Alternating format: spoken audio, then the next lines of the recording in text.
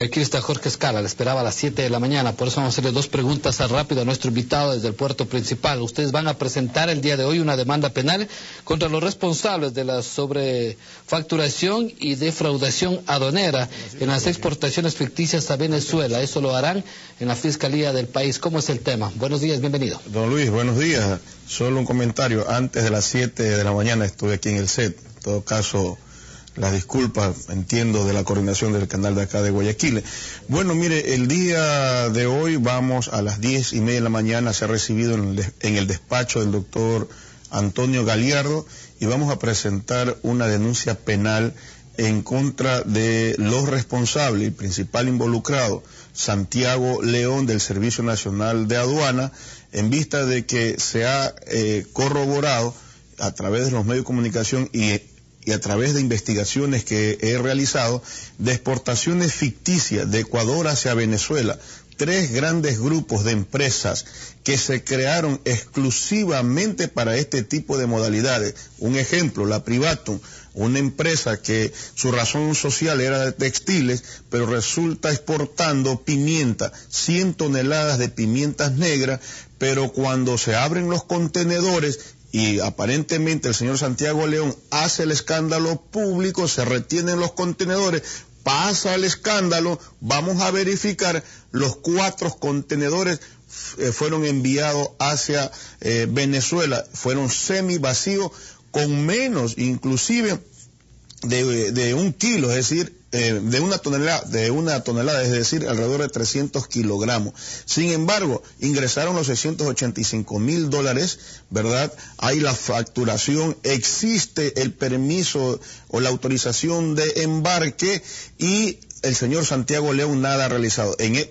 Descubriendo esa situación antes y después de octubre del 2010, se produjeron más exportaciones bajo esta misma modalidad, esta misma empresa, que solamente esta empresa Privatum significa alrededor de $14 millones. Otros 35 contenedores fueron descubiertos que en su interior la mercancía no era valorada, no tenía el mismo costo, la misma valoración con relación a lo que habían declarado en el formulario de exportación, que ahí en el formulario de exportación de aduana decían que cada contenedor tenía un valor de $300,000. Cuando se abren los contenedores, resulta que la mercancía estaba valorada en $5,000 y así han afectado al Estado ecuatoriano. ¿Por qué decimos esto? Si bien es cierto, no pagan impuestos para las exportaciones, pero al hacer un movimiento económico impresionante en el Ecuador por más de $214 millones, cuando usted va al SRI, verifica que estas empresas han declarado 0 de impuesto a la renta. Entonces, mire usted, los corruptos o los que están involucrados en estas violaciones permanentes a la ley, como Santiago León y compañía, van a ser premiados, designando los ministros de la producción en reemplazo de Natalie Celis. Posiblemente se haga la designación el día de hoy. Pero gente honesta, trabajadora, que ha cuidado la salud de los ecuatorianos en los hospitales y en otras instituciones del Estado, están siendo despedidos, estigmatizados, y nadie les va a dar trabajo, empleo, por muy buena trayectoria que hayan tenido, pero bajo el criterio de que se los despide por corruptos, ineficientes, y más aún, si no cumplieron los años de servicio para la jubilación, y teniendo entre 40 y 50 años de edad, ninguna institución pública o privada puede admitirlo a estos profesionales. Entonces vamos a presentar esta denuncia penal con el propósito de que Santiago León y sus equipos que ha permitido este tipo de irregularidades